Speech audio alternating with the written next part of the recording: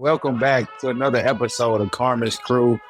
Everybody at New Amendment, we appreciate y'all for having us and making all this possible. But us Buckeyes are sad right now, man. My guy Aaron Kraft, Adam Jardy, and my guy Sully, welcome back from the absence from last week. Welcome home to as well. But we coming home to these Buckeyes. Starting it off, man. What's going on with us?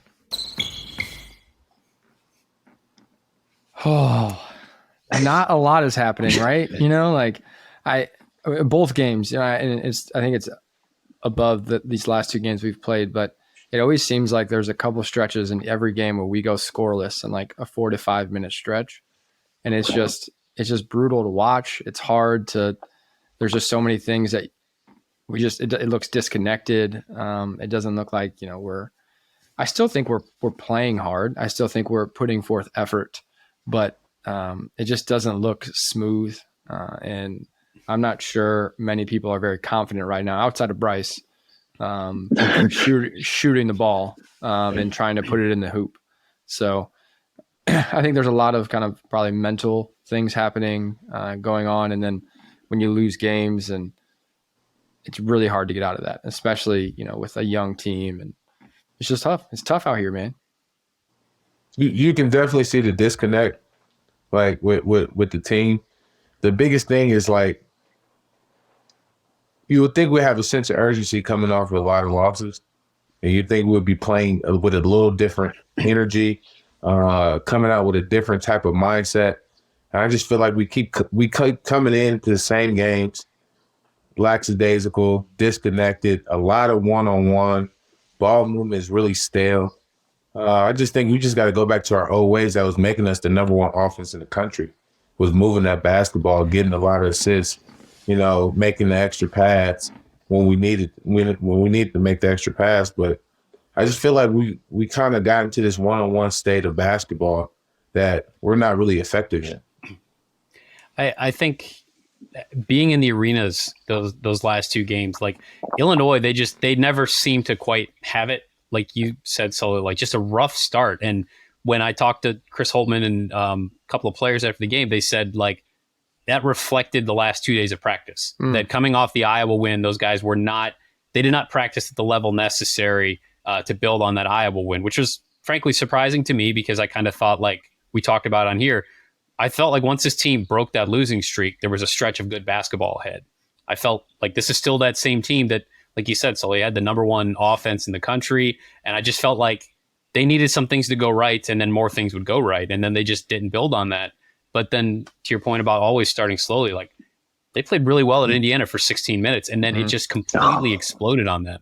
I mean, it was 31-30 with 4 minutes to go. And then you got Indiana in the double bonus, and you've got guys that are veterans taking jump shots, not forcing the issue, not causing contact, not getting to the line, and then giving up straight line drives the other way. I mean, a 15-0 run in the last 4 minutes of a half at Assembly Hall on a Saturday night when they're selling alcohol there now. Like it was loud, and it just built with each bucket. And it was sort of a shame, because you felt like they played really well for 16 minutes. And then they just completely, the game was over at that point. Yeah. And it just went away that quickly. It's a tough one, man. I don't understand it. Like, literally, I can't grasp what's going on. And like, where is the urgency? Like, how can we not have it? Like, you're going on the Big Ten, you're playing in these crowds and arenas, that shit automatically gets you going. Like I said last week, like literally going on the road was better for me. I wanted to shut the crowd up and win, but I don't see that fire and that passion from the team, and it's hurting me right now. So, Kraft, you need to give them some of that. I mean, I full confession, I was at a medical school conference this weekend, so I got to watch the first pretty close to like 15 minutes of the game against Indiana, and I'm standing next to this poster that I'm presenting, pulling my phone out because no one's coming to talk to me about my poster. And I saw the run happen, like bucket by bucket. And I was thinking, I was talking to a random guy from West Virginia, like, what is going on right now, man? Like, look at this. So I can only imagine, that place is loud anyway. But I think another thing, kind of building off of like what's going on, teams like to see Ohio State struggle. Like I feel like there's you like to beat everyone, right? But if you can like bury us, I think teams and people love seeing that. And maybe that's because, the brand that Ohio State's created, like the football team and the basketball team when we were there. But stuff that I hear is like they really enjoy beating us by a lot, and they enjoy seeing us struggle. And I just think there's less, we played well, but there's less fight when things start going wrong. And that's worrisome because things aren't always going to go well. You guys know that, next play mentality kind of vibe, but we definitely don't have that next play mentality. We Right. dwell and it just snowballs and it's really hard to get out. I thought this was interesting, something we learned in the last week or two. And Dave, because this goes back to when you were there, but I very clearly remember your freshman year being at a press conference with Mike Conley and him basically saying, if the older guys aren't going to like lead, we can do it. Like the freshmen can do it. Like, and I remember we came out of that and we're like, oh wow, like these freshmen really they want to take control of this team. There was like, it seemed like, at least from the outside, maybe a little bit of a disconnect, at least at that point of the season. I feel like it was in like mid-January. And I bring that up to say we learned in the last week or so that they've made Bruce Thornton like basically a captain. He's not a captain in name, but he's earned his way into that type of role with his everyday approach and his leadership and his like just ability to keep talking and keep battling. And he's not playing well right now, which I think the fact that they're now looking to him as a leader when Chris Holtman told me at the beginning of the season that was too much to put on a freshman point guard. They didn't want him to be a captain. I think that says something. And it made me flash back to Mike Conley a little bit that like they're trying to figure out like who do we go to? Who can lead us out of this? Bruce Thornton's in that conversation now. And that's a room that has Justice Suing, Isaac Likely, and Zed Key. So I don't know if that says more about Bruce or less about the other three, but what do you guys think? Woo, that's a tough one. I mean, it's you cut from a different cloth. It's a new game. It's a new age. I hate to be the old guy talking about the new guys, but I don't think it's just built that way anymore. So it's tough to see, really. I mean, that is a lot to put on a freshman, I would say. And in the situation that we're already in, for sure, you got to look to your seniors to see what's going on, and the fight and the urgency. I just don't see it. So it's literally heartbreaking each and every week for me now. I mean, hearing stuff like that as a freshman, your point guard, I'm not really shocked about it because playing with Kraft, he kind of was that guy. We had all our seniors, we had Will Buford, but Kraft was part of that leadership crew too when things wasn't going well. So I'm not surprised by it just because Bruce been so solid. His approach every day has been so solid, and I enjoy watching him compete every day, no matter what he's doing on the offensive end. On the defense end, he's competing, he's playing hard, he's playing the right way. So I think he deserves it. There's not a lot of pressure. I mean, I think BT is there. He deserves every moment of this. BT, I like that. I see you out here just throwing out nicknames. That boy been studying. No, I think it's great, and we can talk a little bit about, what are our goals for the season now? Kind of what does this help Bruce for this year? Maybe. Does it help him in the years to come? I think for sure. Because, you can say we look to the seniors for leadership, but they've probably never dealt with anything like this. So everyone's kind of scrambling a little bit, kind of trying to figure out what to do. So the earlier that you can get this kind of experience and take ownership of it, I think that's probably the biggest thing for Bruce and the other freshmen is what they should be doing right now is taking ownership of what's going on, kind of seeing where the disconnect is so that it's not a consistent thing. And there's still games left. We can still win big games. Like that's the best part about the Big Ten is we play teams that are good, that have quality wins. And if we can get those, we can make some noise. But so I'm not throwing out the season yet, but I can only hope that going through this kind of thing right now and being in those leadership conversations now is only going to help Bruce in the future to kind of prevent these things from happening again and see what's going wrong and correct them when the time comes. Oh, that's a tough one. I mean, when you talk about the freshman craft, that's the next segment, basically. It's scouting report. Let's talk about the freshmen. What about the rest of the guys, Adam? I mean, you're there. You see what's going on. So if you're getting this from your point guard, what is everyone else thinking, and what are the freshmen thinking that's out there? I mean, I feel like you're starting to see a little bit more from each one of them. I mean, I think like Roddy is really starting to impress at both ends, which they desperately need. Yeah. And I think like Felix Okpara is taking steps with every game. He was really good against Trace Jackson Davis. Mm-hmm. And I'm starting to wonder moving forward, like, do you see his role grow from 12 minutes a game to 18 minutes a game? Like, does Roddy go from playing 10 minutes to 20 minutes? I mean, you got to start taking minutes away from somebody else.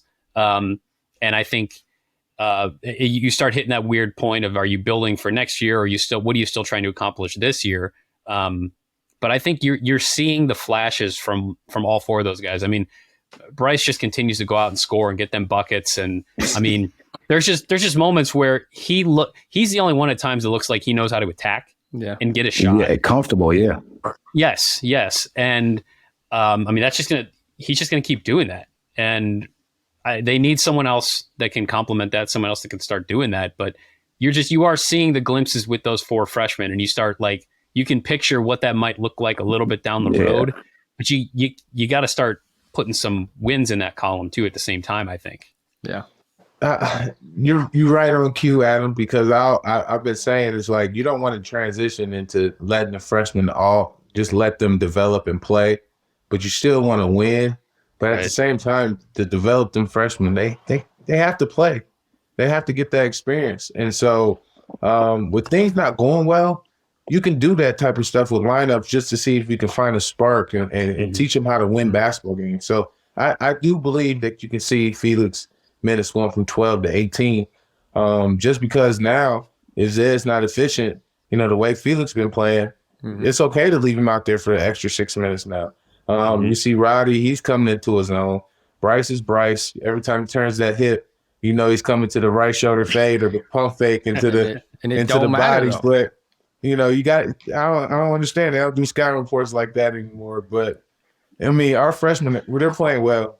BT, like I said, has been solid all year. So I look forward to the freshmen developing. At the same time, kind of light a fire under our upperclassmen, because we need it. Right now we're playing lackadaisical, disconnected.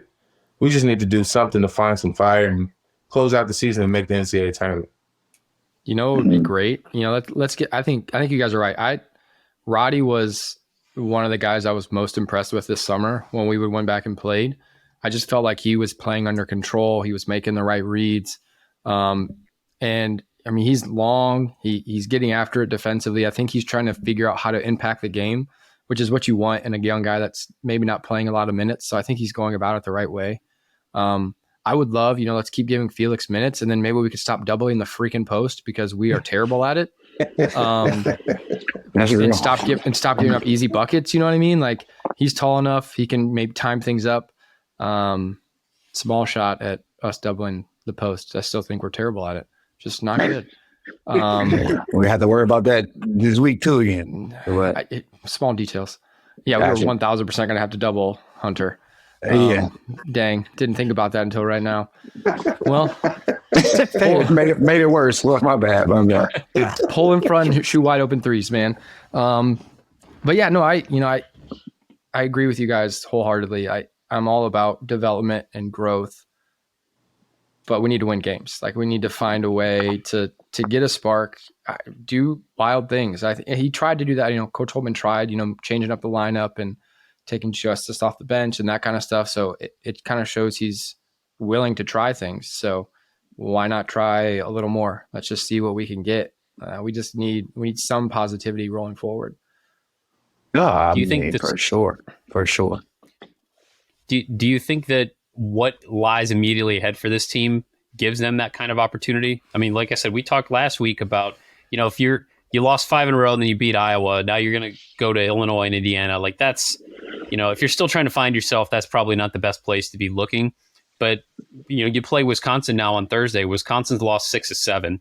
Then you go to Michigan. Michigan is not what they were expected to be. They're struggling very similar to what, Ohio State, Michigan, and Wisconsin are going through right now. But like if you start, and then you have 2 home games after that. Like if you wanted to build a narrative for this is why you're still playing for right now, you're not giving up on this season.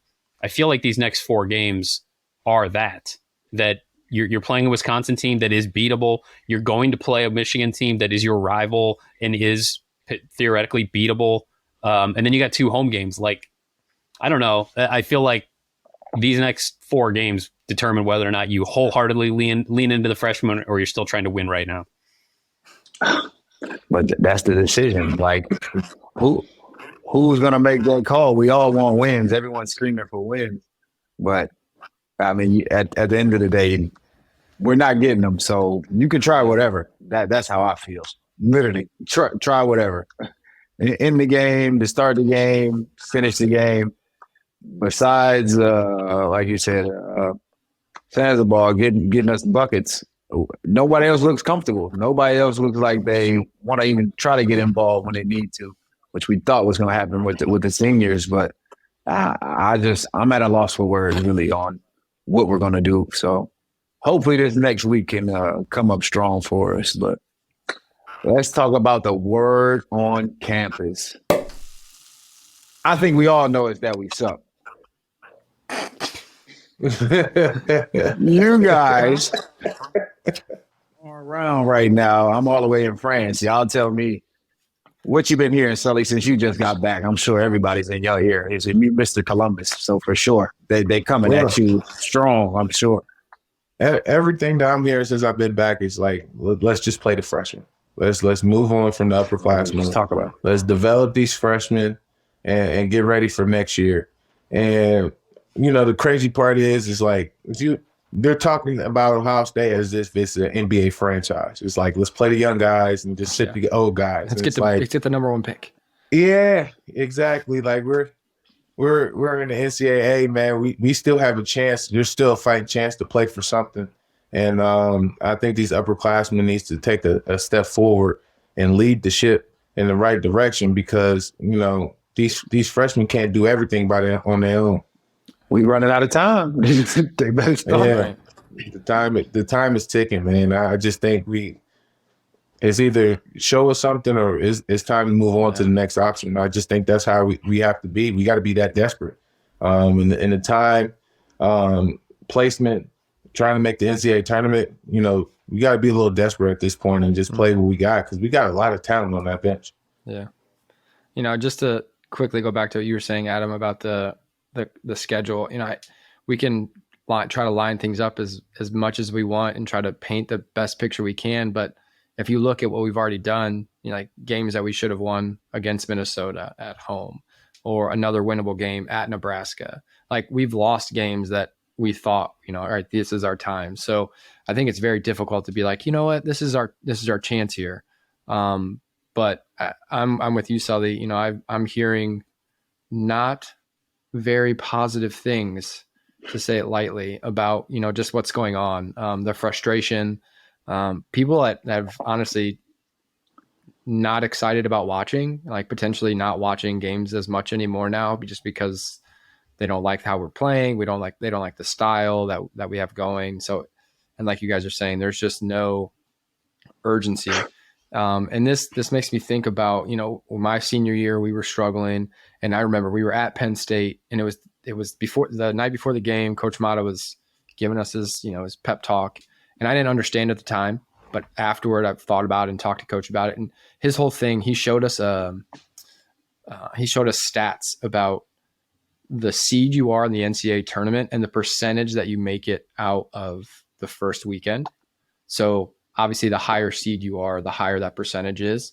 And his whole point was games like at Penn State determine where you fall in those medium numbers in the tournament, So those are games that you win, you kind of bump up to that 4 or 5 range. We end up losing. Terrible. They actually moved their senior night up so they could beat us and not lose to Wisconsin. You're welcome, Tim Frazier.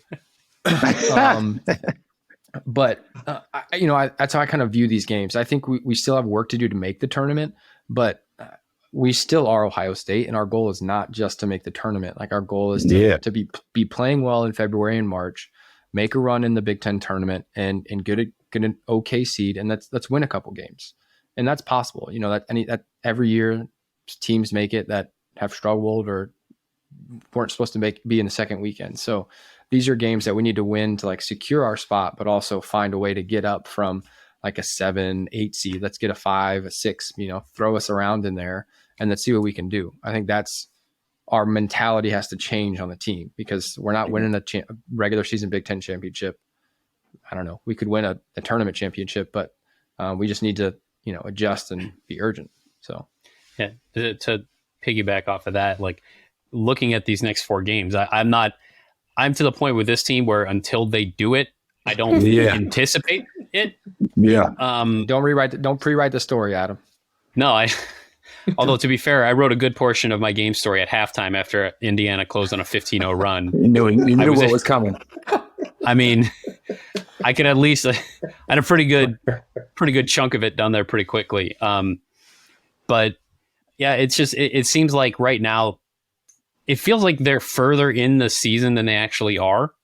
Like, it was kind of crazy today sitting here. We had interviews with Chris Holtman earlier today, and we're talking, like, people were asking him, like, to evaluate, like, the season. And his point was, we still have 10 games in the regular season. Like, we're halfway through the Big Ten.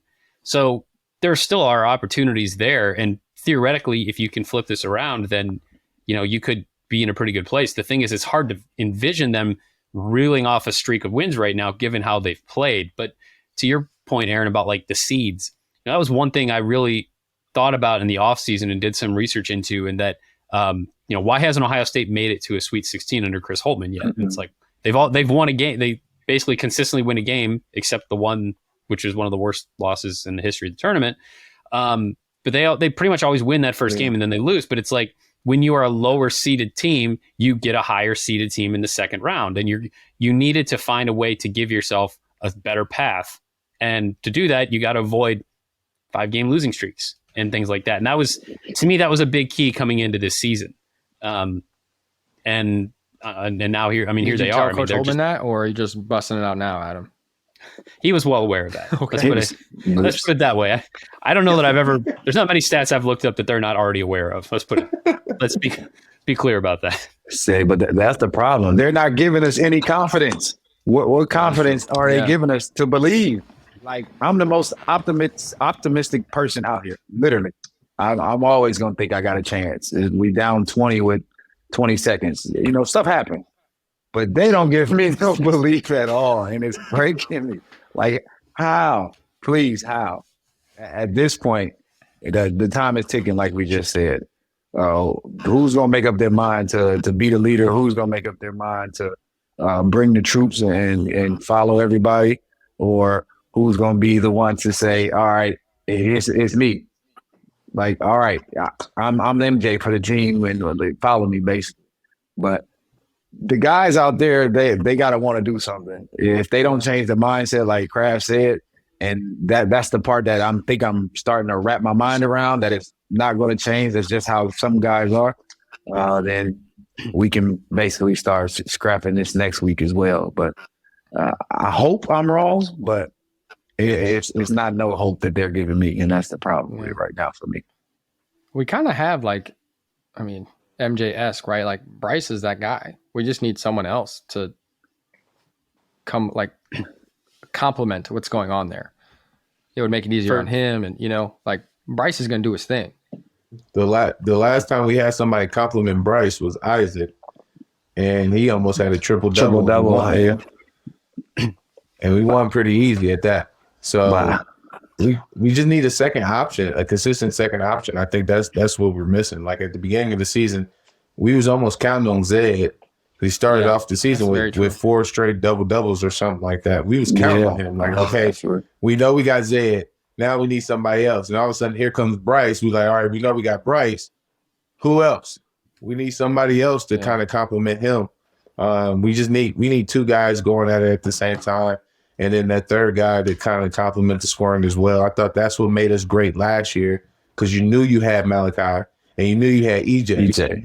And that third person was just icing on the cake for us to win the basketball game. I think that's just the difference between this year and last year is we always had two options that we could count on day in and day out. And a vet point guard, right? That was calm and collected. I mean, yeah, true. But I mean, I think Bruce brings that. I think Bruce is calm, cool, and collected. And he makes a lot. He was making a lot of big shots, but right now it's nobody's making big shots because we can't stay in the game. But it is what it is. Do you guys think in that conversation about who should be like that second scorer? Right now, Justice Suing is the second leading scorer on this team.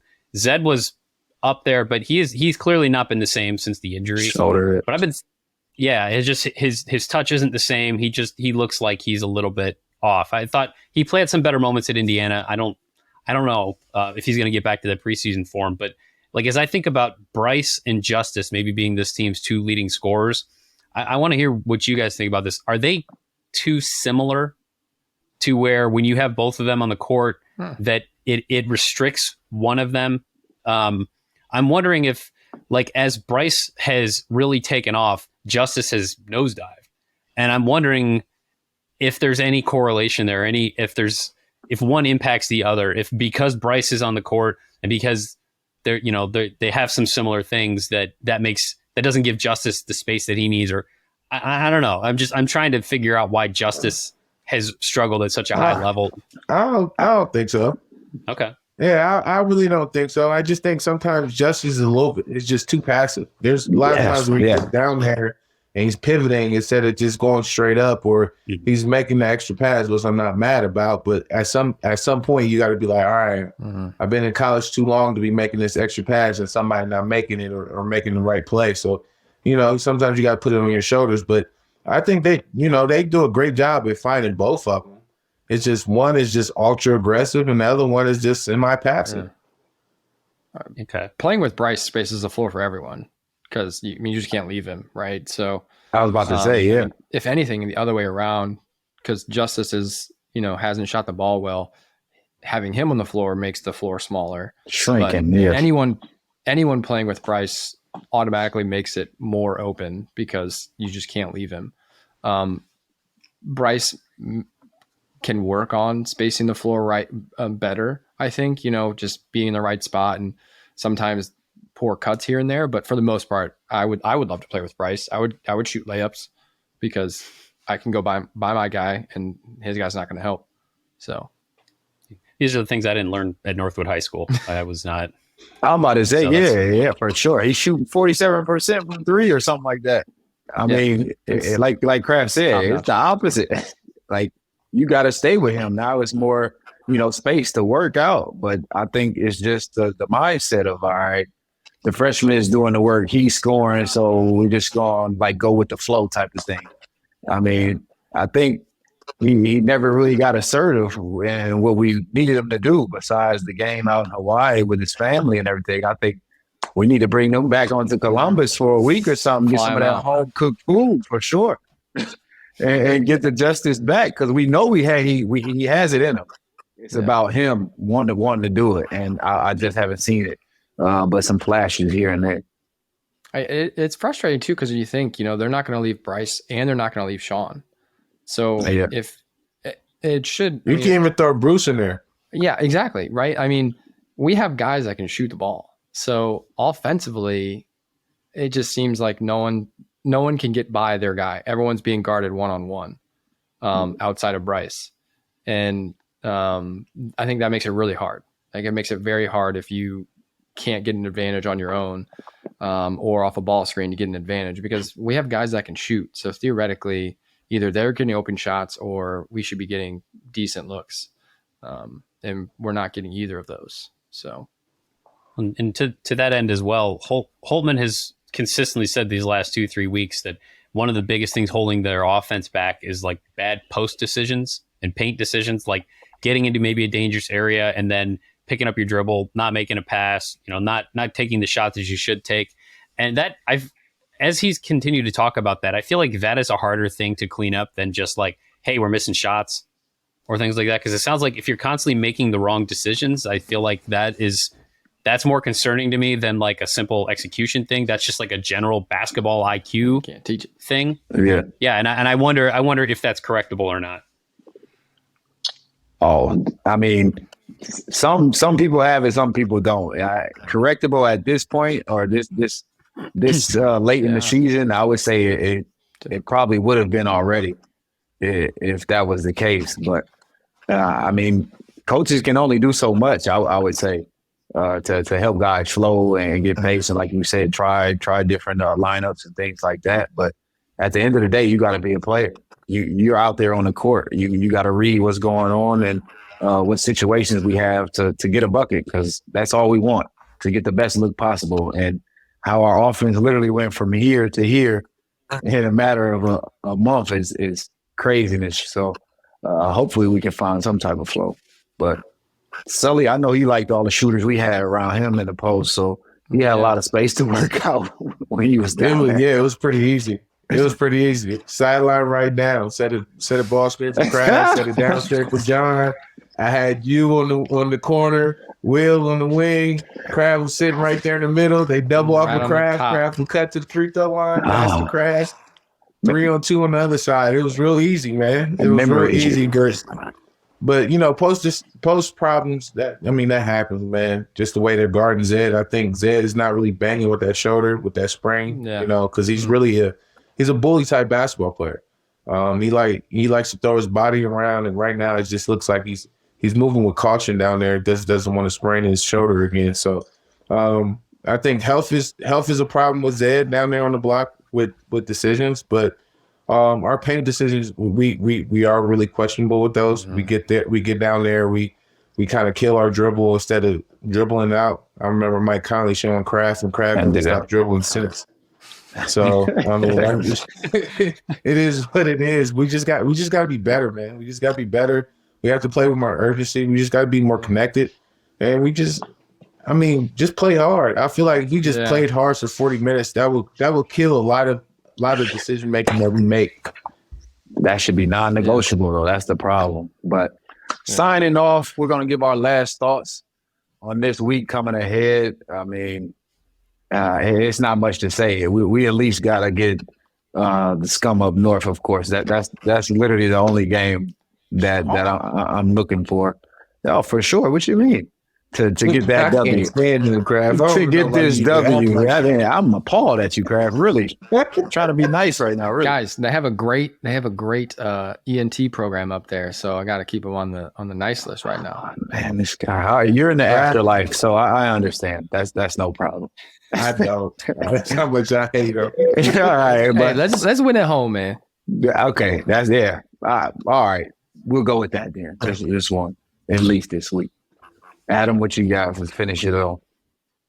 Yeah, see what they look like against Wisconsin. You last time you were at home, you played great. One of obviously the best game they played since they beat Northwestern, and they looked like a competitive, hard-fought team that was like making aggressive plays. Like Sully said, just play hard. Like they did that against Iowa, and maybe Iowa had something to do with that. Maybe Iowa's just really not that good, but like Minnesota's really not that good, and they didn't do it against them. So that's if real. you can play, you can play like you did against Iowa, do it at home against Wisconsin, get a win, take that to Michigan, see what you do with it. That's to me, I want to see again, like this is the time of the year where you're running out of time. And so if you're going to figure it out, this is about when you need to start doing it. So you do have 3 your next 4 at home, take care of the first one and then see what you can do from there.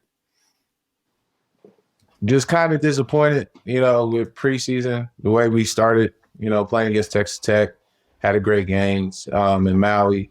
What else? We had Duke, North Carolina.